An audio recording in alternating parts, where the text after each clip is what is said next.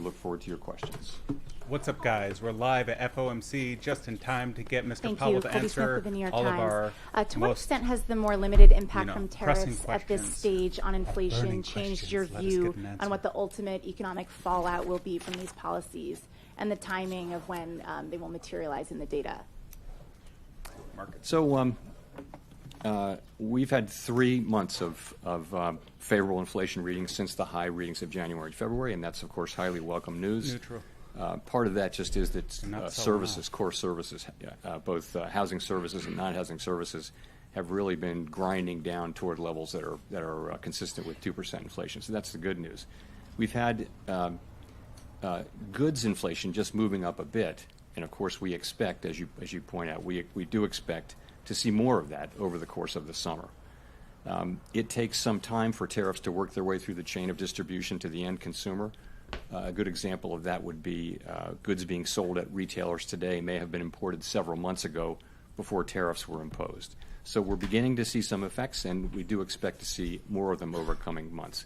We do also see price increases in some of the relevant categories like personal computers and audiovisual equipment and things like that are attributable to tariff increases. In addition, we look at surveys of businesses, and there are many of those, and you do see a range of things, but many companies do expect to put all or some or all of the effect of tariffs through to the next person in the chain, and ultimately to the consumer. Today, the amount of the amount of the tariff effects, the size of the tariff effects, their duration and the time it will take are all highly uncertain. So that is why we think the appropriate thing to do is to hold where we are as we learn more, and we think our policy stance is in a good place where we're well positioned to react to incoming developments. So in terms of how we should interpret the rate cuts penciled into the SEP, is this reflecting that there's this expectation that underlying inflation will just stay well enough contained that allows the committee to eventually move ahead with those cuts? Or is it about responding to a deterioration in economic activity, let's say? I mean, how should we make sense of the forecast? So if you look at the forecast, you will see that people do generally expect inflation to move up and then to come back down. But we can't just assume that. Of course, we don't know that. And our job is to make sure, one of our jobs is to make sure that a one-time increase in inflation doesn't turn into an inflation problem. And that, again, that will depend on the size of the effects, how long it takes for them to come in, and ultimately on keeping inflation expectations anchored. We don't get in until 11:30, at least. Hi, at least. And thanks, Chairperson Howard Schneider with Reuters. If you look at the rate path starting in December to today and adjust it over the full time horizon you've got there, you've taken about a quarter point per year out of your projected path, and you end at a higher rate. Sell this market. Fucking sell it to the ground. Is that a result of a sense that but they're buying tariffs it. will lead to more persistent buying. inflation? Is it a result of reassessments of where your short-term neutral rate is? Why are you on a slower path now? So I would focus most on the nearer term as you get out to the later years. It's hard for anybody to know where the economy is going. You didn't see people moving their longer term estimate of the neutral rate, for example, at this meeting. So and those things are probably slow moving. So I think if you look at what's happening here since March, this is since March, right? You see a little slower growth, just a tiny tick up, a 1/10 tick up in unemployment, and you see inflation moving up 0.3. And by the way, it was a similar move from the December SEP to the March. So that's what you see. You see the effects of tariffs. I think we learned in April, after the March meeting, that substantially higher tariffs were likely. And then since then, the estimates of where the tariffs will be have actually moved back down, although still at an elevated level. So we're adapting in real time. And what you see is an accumulation of individual assessments. You say in the statement that risks have diminished on that front, but the July 9th, drop dead date for all the Liberation Day tariffs is still out there and unresolved. You've got now exchange of missiles between two Middle East adversaries with a possible U.S. involvement. How can you justify saying that risks have diminished? So what we said was that uncertainty uncertainty about the economic outlook has diminished but remains elevated. many surveys say that. They do. So, and that's actually a line from the Teal book, which you can see in 5 years. Remember to check that. Maybe the world will be over. No, but if you think about it, tariff uncertainty really peaked in April, and since then has come down, and that's really what that's just acknowledging. It's diminished, but still elevated. That it's uncertainty. So I think that's an accurate statement. Thank you. Chris Rugaber at Associated Press. There is an argument out there in favor of cutting rates more immediately. Inflation has continued to cool and is back to roughly 2% despite the tariffs. And I guess I also wanted to ask about cracks in the job market with gross hiring slowing, concentrated in just a few industries. We've seen some housing data, including this morning, that has been pretty weak. Do you see any concerns that the economy is weakening and that is a reason to cut rates going forward? So we do of course monitor all those things. Circles up 30%. I think if you look at the overall picture, what you're seeing is 4.2% unemployment and an economy that's growing at a rate hard to know given the unusual flows in the first quarter, but it appears to be 1.5%, 2%, maybe a little better than that. Sentiment has come up off of its very low levels. It's still depressed. So you can point to things. The housing market is a longer run problem and also a short run problem. I don't think it's indicative of basically the situation is we have a longer run shortage of housing, and we also have high rates right now. I think the best thing we can do for the housing market is to restore price stability in a sustainable way and create a strong labor market, and that's the best thing we can do for the housing market. You asked about the job market.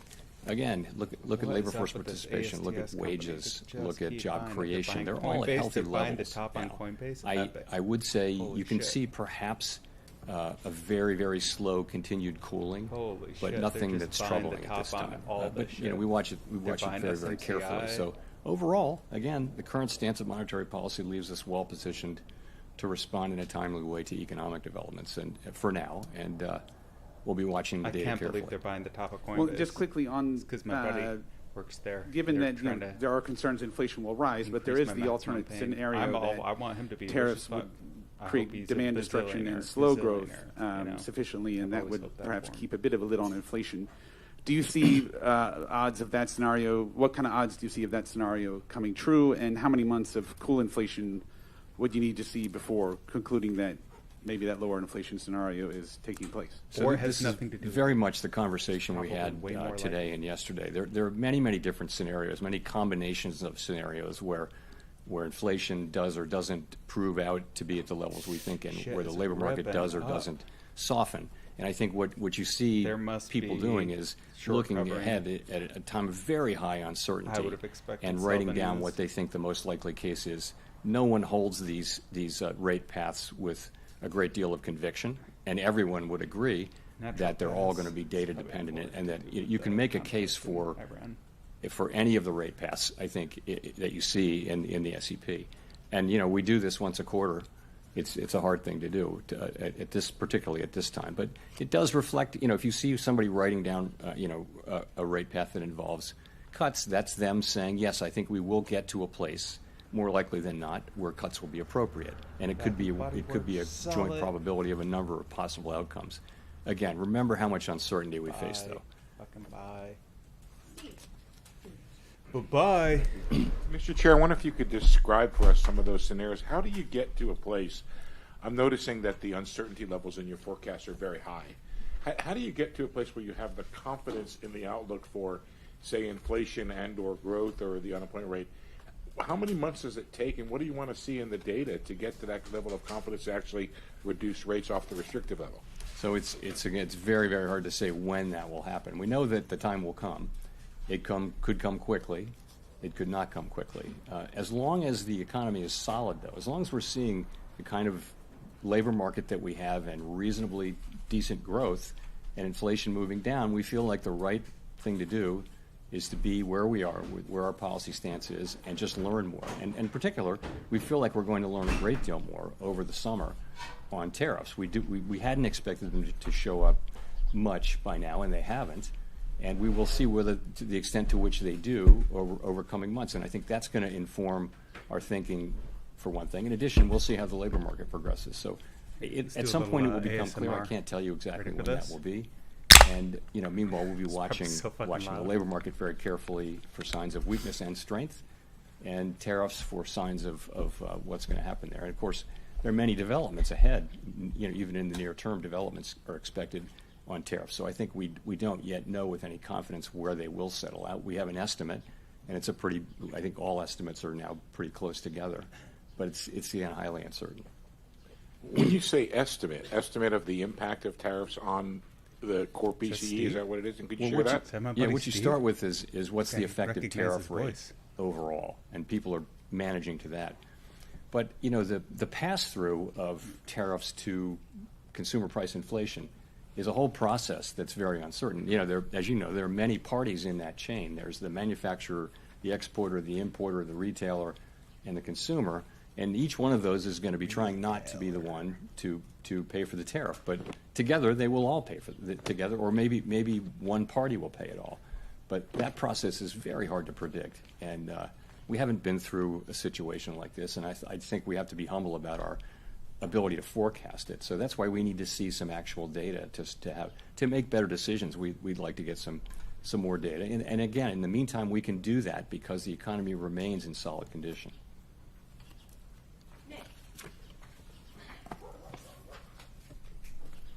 Nick Tamarosa of the Wall Street Journal. Chair Powell, I guess I'm wondering if you could explain a little bit more the divergence we see in the dot plot, particularly around the 2025 rate projections. I realize this is, you have one group of officials that are putting down no cuts, another that are putting down more than one. There's still and again, recognizing that could be difficult to summarize, but is it a matter of people having a different outlook or a different reaction function, a different commitment to defending against another inflation mistake? How did that play out over the last 2 days? So you're right. This is often the case. We have a pretty healthy diversity of views on the committee. We did have strong support for today's decision and broad agreement that our policy stance does leave us in a good place. But I would point to two factors, and you mentioned them. The first is just that parties have a diversity of forecasts, and they do align with where their dots are. So if you have a higher inflation forecast, you're going to be less likely to be writing down more cuts. But remember, as we see more data, we're going to learn more about where inflation is headed, and that means when it is time to look at resuming our normalization process, the differences you see should be smaller because we'll have seen actual data. Right now, it's just a forecast in a very foggy time. So that's the first part, is forecast. Secondly, people can look at the same data and they can evaluate the risks differently, as you know. And that includes, the risk of higher inflation, the risk that it'll be more persistent, the risk that the labor market will weaken. People are going to have different assessments of that risk. So that you put that in there too. So those are the two ways that the two things I think that drive these things. Remember though, as I mentioned earlier, with uncertainty as elevated as it is, no one holds these rate paths with a lot of conviction. So that's really where it is. It's a function of those things, and I think as the data come in, you should see those differences diminish. If I could follow up, you've said the policy is in a good place and that it's modestly restrictive. Given all the uncertainty you just talked about, tariff levels, uncertainty around the pass-through, is it price increases versus margin compression, some of the softness that Chris talked about in labor and housing, why wouldn't it be better to have rates at a more neutral setting as the economy heads into this period of very high uncertainty? So if you just look backward at the data, that's what you would say, but that's not. We have to be forward-looking, and the thing that every forecaster, every outside forecaster, and the Fed is saying is that we expect a meaningful amount of inflation to arrive in coming months, and we have to take that into account. So I think a backward-looking look would lead you to a neutral stance, but we can't. We have to look at that, and because the economy is still solid, we can take the time to actually see what's going to happen. There's a range of possibilities on how large the inflation effects and the other effects are going to be. So we'll make smarter and better decisions if we just wait a couple of months or however long it takes to get a sense of really what is going to be the pass-through of inflation and what's going to be the effects on spending and on hiring and all those things. Michael McKee from Bloomberg Radio and Television. Your friend down at 1600 Pennsylvania Avenue continues to lob insults in your direction, and I'm wondering, given now that the Supreme Court has maybe carved out the Fed from some of the legal implications of that, whether this is just noise that the markets and everybody should ignore until your term is up, or whether you worry that it could lead to more pressure on confidence on Wall Street, on consumers, about the outlook for the economy. Look, from my standpoint, it's not complicated. What everyone on the FOMC wants is a good, solid American economy with a strong labor market and price stability. That's what we want. We think our policy is well positioned right now to deliver that and to be able to respond in a timely way as the data lead us on. The economy's been resilient, and part of that is our stance. And again, we think we're in a good place on that to respond to significant economic developments. That's what matters. That is what matters to us.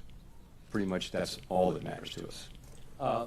I need to ask, assuming you are not reappointed, would you stay on as governor when your term as chair ends? I'm not thinking about that. I'm thinking about this.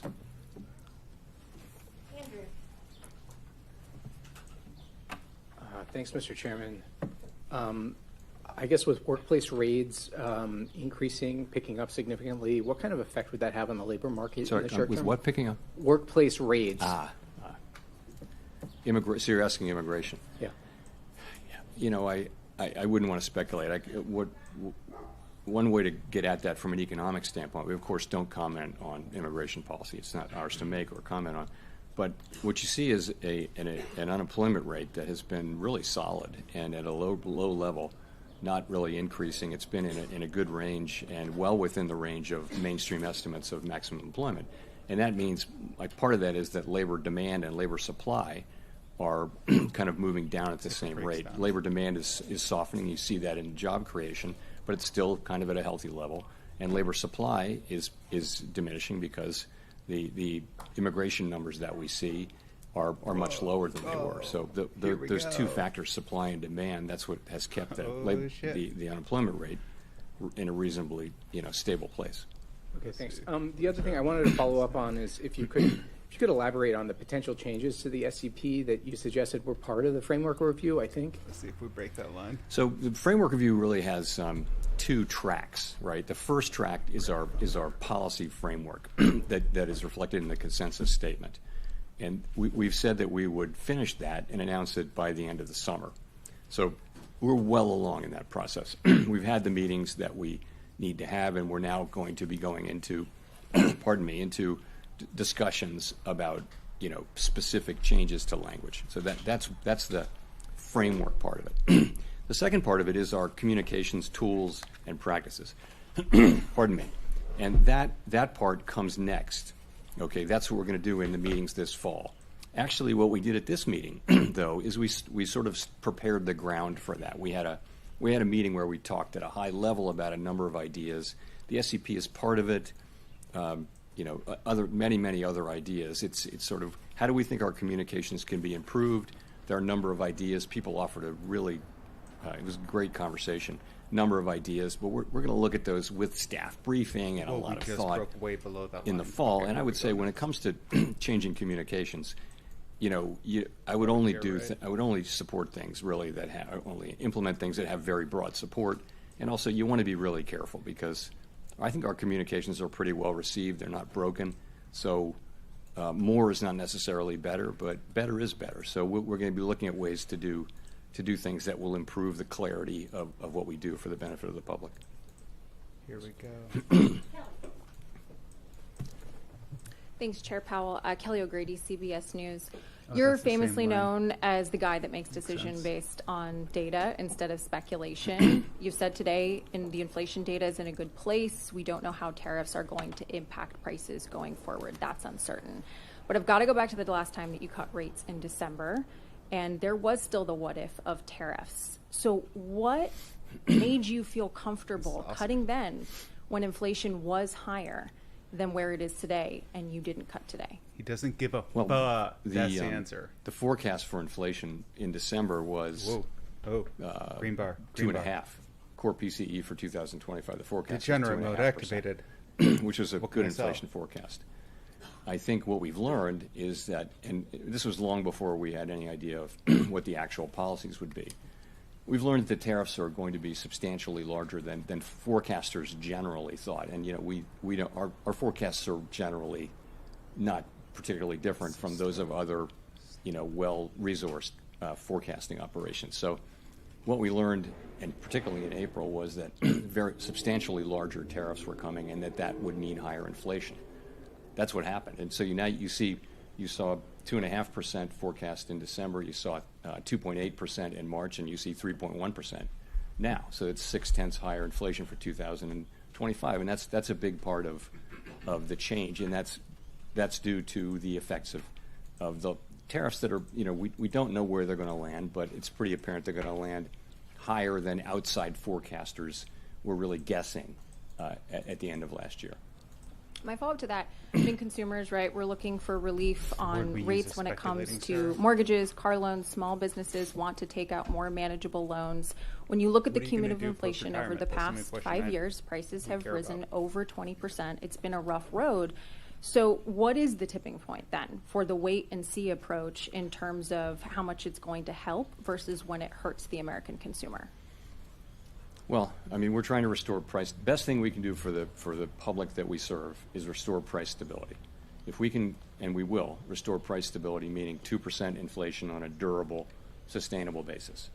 That, and also maximum employment. If we restore those things, that's the best thing, and that is our goal. The best thing we can do for the American people, for households and businesses, that is the ultimate thing that we can deliver. And they can make their decisions without having to think about inflation all the time. So in the meantime, we have to keep rates high to get inflation all the way down. They're not very high, let's be honest. I would say policy is modestly or moderately, probably modestly now restrictive. If you look at the economy, it's not performing as though it were performing under very strict monetary policy, very restrictive monetary policy.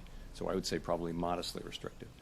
And so what it will take is confidence that inflation is coming down. Now, I would say without tariffs, that confidence would be building, because if you see what's happening with non-housing services and housing services, which are the other two big pieces other than goods, those are coming down really nicely now. So I think we have to learn a little more about tariffs. I don't know what the right way for us to react will be.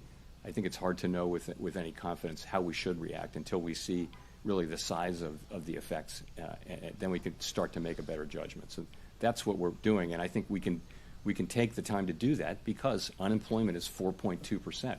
Wages are moving up. Real wages are moving up at a healthy clip now. And inflation is 2.3% headline inflation over a 12-month basis. So it's a good economy and a solid economy with decent growth. Thank you, Chair Powell. So you're saying that uncertainty has come down, the economy is moving at a solid pace, inflation has come down over the past 3 months, and this is all moving in the right direction. So are you indicating here that Americans should expect some sort of economic pain in the second half of the year? I'm not saying that at all. From our standpoint, what I can say is that the U.S. economy is in solid shape. Inflation has come down. The unemployment rate remains at 4.2%. As I mentioned, real wages are moving up. It's a good job creation is at a healthy level. Unemployment, again, as I said, low. Labor force participation in a good place. So, and what we're waiting for to reduce rates is to understand what will happen with really the tariff inflation. And there's a lot of uncertainty about that. Every forecaster you can name who is a professional forecaster with adequate resources and forecasts for a living is forecasting a pretty significant. Everyone that I know is forecasting a meaningful increase in inflation in coming months from tariffs, because someone has to pay for the tariffs, and it will be someone in that chain that I mentioned between the manufacturer, the exporter, the importer, the retailer, ultimately somebody putting it into a good of some kind, or just the consumer buying it. And all through that chain, people will be trying not to be the ones who pick up the cost. But ultimately, the cost of the tariff has to be paid, and some of it will fall on the end consumer. We know that because that's what businesses say, that's what the data say from past EPNET. So we know that's coming, and we just want to see a little bit of that before we make judgments prematurely. And follow up on that. So you spent years though talking about how you're data dependent, and be a little more direct on this. Now you're making decisions looking forward. Doesn't the data you're seeing today indicate there should be a rate cut? No, I mean, your monetary policy has to be forward-looking. That is elementary. You've got to be looking at, I always talk about the incoming data, the evolving outlook, and the balance of risks. We say that over and over and over again, right? So it's always forward-looking. If you know, at the very beginning of the pandemic, we cut rates to zero immediately. Nothing had happened. We just knew that it was going to be really bad, right? So we took very aggressive forward-looking because we knew things were going to be unusually difficult. So, of course, this is something we sort of know is coming. We just don't know the size of it. And again, the economy seems to be in solid shape. So the labor market's not crying out for a rate cut. Businesses, were in a bit of shock after April 2, but you see business sentiment. You talk to business people now. There's a very different feeling now that people are working their way through this, and they understand how they're going to go, and it feels much more positive and constructive than it did 3 months ago, let's say. So, again, we think that our current stance of monetary policy is in a good place.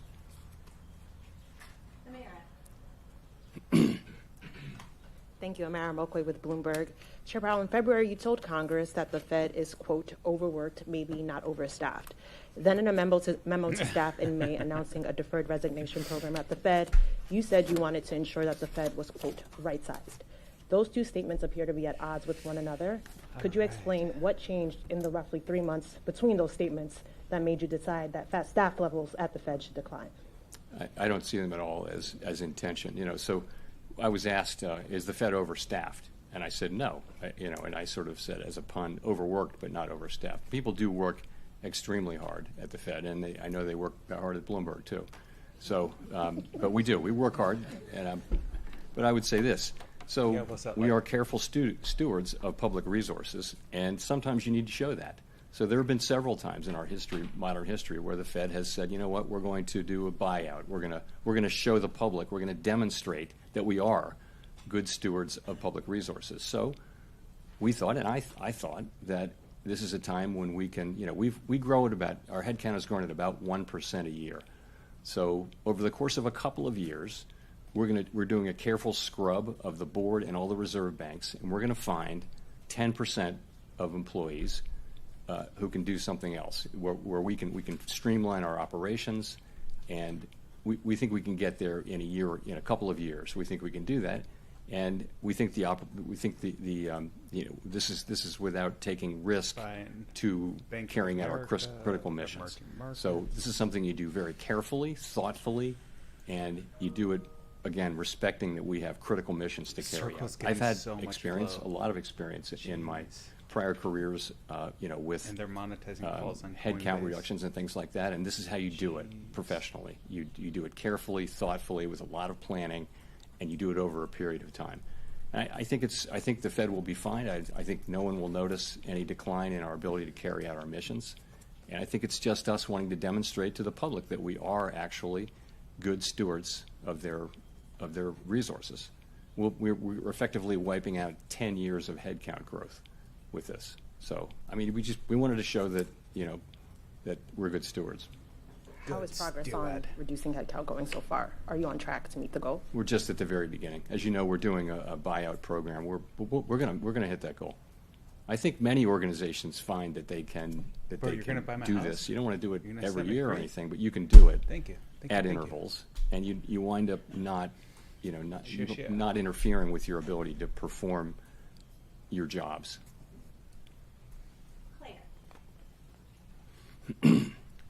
Chair Powell, Claire Jones from the Financial Times. As you're no doubt aware, the Senate Finance Committee has tabled its version of the reconciliation bill this week, and I was wondering if you could tell me a little bit about the tenor of the debate at the FOMC over the past few days on fiscal policy, and the degree to which that influenced people's projections for 2026 and beyond. There Thank you. was a line on QQQ I was supposed to be watching. We don't sit around and debate or really discuss. We take fiscal policy as fully exogenous, and so we actually, really didn't talk about the bill or the contents of it. It's still evolving. We break below this line when it gets here, closer, it's going to be trouble. Remember, also we have a very large That means economy, I and get the paid. effects I will be only at the get paid when margin. there's trouble. I expect that they may already be in, but they will be in by the next meeting. We'll make an estimate, but it's not a major thing. It's nothing that we discuss. It may have been mentioned a couple of times, but as something that's coming in. But I think the outcome is, we don't know the outcome yet there, so hard to be real specific. Neil. Thanks, Chair Powell. Neil Irwin with Axios. There have been some cutbacks in economic statistics collection in the last few weeks. Worries that long-running problems around funding and response rates may be getting worse. How much is this concern on your radar? How much confidence do you have that the gauges you're watching to assess the economy are reliable right now? Two things. One, the data we get right now, we can do our jobs. I'm not concerned that we can't do our jobs. That's not the point. The point really is that we are starting to see layoffs and important gatherers of data are saying that they're having to cut back on the size of their surveys. That's going to lead to more volatility in the surveys. I think we should take a step back and, from our standpoint, and I think the standpoint of businesses and governments and everyone, having really good data on the state of the economy at any given time is a huge public good. It helps. It not just doesn't help the Fed. It helps the government. It helps Congress. It helps the executive branch.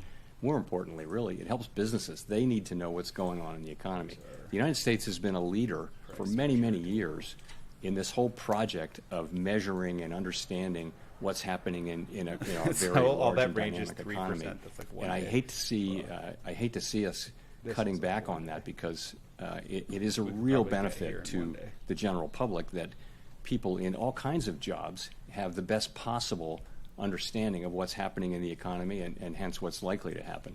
It's very hard to measure what's going on in the U.S. economy. If you read, there was a book called, it's really remarkable how many things you need to understand to estimate U.S. GDP. Very, very difficult, and it's so important that we get it right. I just would say it's not a place to I would want to keep investing in why I think this for the good of the general public.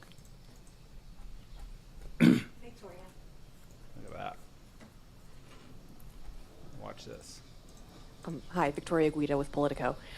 So you're conducting this monetary policy strategy framework review, but next year we're supposed to have a new Fed chair, and I'm wondering if that affects at all the way that you're approaching this. How do you ensure that this framework will actually be durable? Trading View, the framework sucks. goes back to the framework Trading document View, goes back to garbage. 2012, and it's the committee's document. It's not like we're going to invent a brand new way to do things. It's been an evolving document, so it shouldn't depend on who the chair is at all. It should depend on what's happening in the economy and what the committee wants to do. So, yeah, it isn't really tied to any particular chair. And we used to renew it every year. Now we do it every 5 years. So, but I don't think anybody.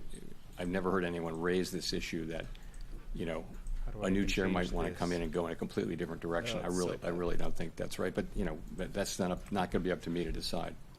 Is that affecting at all who you're consulting with? Not at all. Not in any way.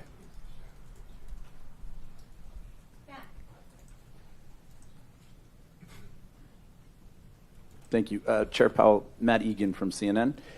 Relatively low gas prices this year have helped drive down inflation in recent reports, but that trend is starting to reverse given the crisis in the Middle East.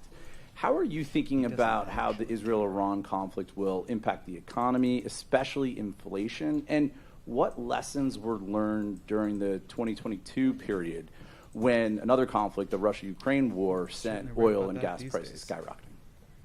So, of course, we're watching, like everybody else is, what's going on. I really don't have any comment on that. Possible that we'll see higher energy prices, what's tended to happen is when there's turmoil in the Middle East, you may see a spike in energy prices, but tends to come down. Those things don't generally tend to have lasting effects on inflation, although, of course, in the 1970s, they famously did, because you had a series of very, very large shocks. But we haven't seen anything like that now. The U.S. economy is far less dependent on I can't show you foreign oil effectively because TradingView doesn't than have it a was right click on back their in app. the Oh, then now it's 1970s, working. so Great. There. A quick follow-up. I've just got to ask you about artificial intelligence. Some technology executives have recently been warning that AI could wipe out a large chunk of entry-level jobs and significantly increase the unemployment rate. I'm wondering how concerned you are, if at all, about the threat that AI poses to employment. So this is the question. The question really is, will AI be more augmenting labor or replacing labor? And I wouldn't, we all see those announcements, including one today. I wouldn't, overread something like that. a couple of data points, because, AI should be creating jobs at the same time. It may be replacing, maybe doing both. In order for it to be reliable. Anyone who's done any work with AI will have been a little bit stunned at how capable it is. And it's just a different thing. So I think this is something that certainly has transformational potential, and probably we're in the very early stages of it. They say what you're seeing now compared to what you'll see in 2 years is going to be very different and even more effective. So I think it's really hard to know. Of course, there are optimists who feel like it's going to make everybody much more productive. And there are those who think it's going to replace so this an is awful where lot I of think jobs right across the income path spectrum, of the market white collar, blue collar, and everything. So I just don't know. We don't have a house view on that. I think it's really really, really important. A very important question. Listen, for I some think time. it's really, really important. Great. This line, it's really, really important. Fucking faggots. Thank you, Greg Rapp from MarketWatch. I think it's I was going to wondering get if you up could to step about back here a little bit, Chair Powell. There's a spate of articles and a lot of op-eds now in the newspapers saying that the U.S. economy, the global economy, is going through this to get aligned, profound change. Akin to the end of the Bretton Woods era in the 1970s. And don't you owe the American people some sort of explanation for what we're going through? I mean, I noticed earlier this month when you talked about Bretton Woods a little bit, and you said that Bretton Woods, the Fed staff had to change how the dollar movements of the dollar was impacting the economy. Are we going through something like that now? That are you having to change how you do monetary policy? Is it that fundamental a change underway? Thanks. It's certainly a time of real change. From a geopolitical standpoint, from a trade standpoint, from an immigration standpoint. You see this not just here but everywhere. So there's quite a lot going on. It doesn't change the way we do monetary policy in the near term. I mean, but and it doesn't change our objectives or what we need to do. And these things are not really our issues. They're really issues for elected governments. All of those issues are really for elected governments. But there's no question it's a time of real change, not sell off into and this very region? hard to see where that goes. You guys can see what I'm saying, right? Will it be? There have been many things written about how it's going to be a more inflationary time. That's possible. It's not guaranteed. AI could cut in the very other direction. AI could make people much more productive and push in the other direction. I don't know, though. So, but you're right. But honestly, our focus is a much more practical one, and that is how do we keep inflation low and employment high in the near term. That's really what we're about. Mark. I think it wants to come up. Chairman Powell. Mark Hamrick with Bankrate. What is the view about the growing amount of slack in the job market, including the softening in payrolls, the forecast of a modest rise in the unemployment rate, and the ability of workers to demand wage hikes or not in this environment where you have inflation surging? You don't really see unemployment going up. You don't see increased slack, really. I mean, at the margin. Remember, you're at 4.2% unemployment. That was for many years. That was a extremely low level. It happens to have come up off of an even lower level as we came out of the pandemic. We were as low as 3.4%, but 4.2% is probably at the low end of estimates of the longer run, sustainable level of natural rate of unemployment. So I guess I wouldn't agree with that. And also, in terms of wages, real wages after inflation have been moving up sort of more than was consistent with 2% inflation. They're still moving up at a healthy clip, and I think much more consistent with 2% inflation given a reasonable assessment of trend productivity. So it's a pretty good labor market. You're right that the level of job creation has come down, but so has the supply of workers, the change in the supply, the new supply. So you've seen the unemployment rate remain pretty stable at 4.2. It's been as high as 4.3, but those are good numbers. So it's a pretty good labor market. There's a more concerning thing is there are not a lot of layoffs, but there are not a lot of job creation. The number, if you're out of work, it's hard to find a job, but very few people are being laid off at this point. So that's an equilibrium we watch very, very carefully, because if there were to be significant layoffs and the job finding rate were to remain this low, you would have an increase in unemployment fairly quickly. But that hasn't happened. It really hasn't happened. The U.S. economy has defied all kinds of forecasts for it to weaken, really, over the last 3 years. And it's been remarkable to see just again and again when people think it's going to weaken. Now, eventually it will, but we don't see signs of that now. Go to Jean for the last question. Hi, Chair Powell. Jean Young with MNI Market News. There's been a lot of talk about cuts. I wanted to ask you, why do you think there are no forecasts for rates to rise or even to stay where they are next year, given that the projection for inflation is to rise to 3%, and there's a lot of there's some skepticism over whether those price hikes will be a one-time event? So there are a number of people on the committee who wrote down no cuts this year, but some cuts next year. So, I think, people are writing down their most likely path, right? They're not saying there's zero possibility of other things. Really, think of it as the least unlikely path in a situation like this where uncertainty is very high. I think, again, people write down their rate paths, and they do not have like a really high conviction that this is exactly what's going to happen over the next 2 years. No one feels that way about their rate path. They feel like, what am I going to write down? I mean, what would you write down? It's not easy to do that with confidence. So I would just say it that way. We don't rule things in or out. Certainly a hike is not the base case at all. It's not something people are writing down. But in the meantime, we do the best we can with these forecasts, and I think they're representative of the different forecasts and different reaction functions that people on the committee have. So thank you very much. Thanks.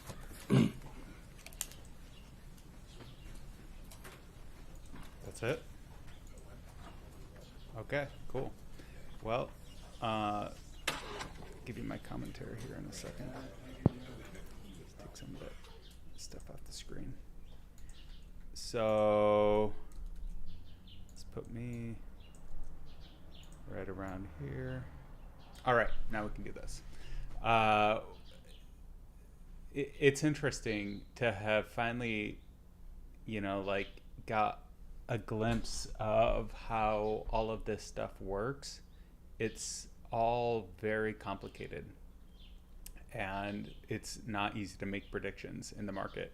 It's like trying to predict the weather, except if billionaires could manipulate the weather, So it's like, even if you could have an accurate model, at any time it can change for external factors. Generally, what I think is going to happen, like I said, I think that there is a little bit too much exuberance in the market right now. And I always think that, right? I always think that, mostly because I've been burned so hard by not thinking that. And in the longest of terms, of course, markets only go up. But we didn't really have a big sell-off. Now, so like the old adage is sell in May and go away. Maybe they did the sell in April, and there's a bunch of trap shorts down there still, and they're going to cover the second we break new all-time highs, and then that will spark like a huge rally to the upside, or maybe just like the market makers will grab their liquidity and fuck them, you know, like they'll take the market down below their short position anyway. And so the way I position for these kind of things is just to try to like put a floor where if there's a huge sell-off, I'm not going to get liquidated, and maybe I'll even get paid. But then just to take a few risky, heavy positions, which is easy for me because my positions never change, even though I've been liquidated out of them. My positions for the last 10 years have all not changed. It's Bitcoin, Coinbase, Robinhood, those kind of companies. So big into the crypto space, big into the AI space. Maybe new additions have been NVIDIA and like that I'm really interested in like building long-term positions in. And yeah, my positions haven't changed. And so the only thing that's changed is how much I got liquidated. But, you know, we're building back better in theory. And so yeah, that's the stream. Hopefully you guys got time to connect with Powell in the last, you know, couple of weeks of his time here. Enjoy your day.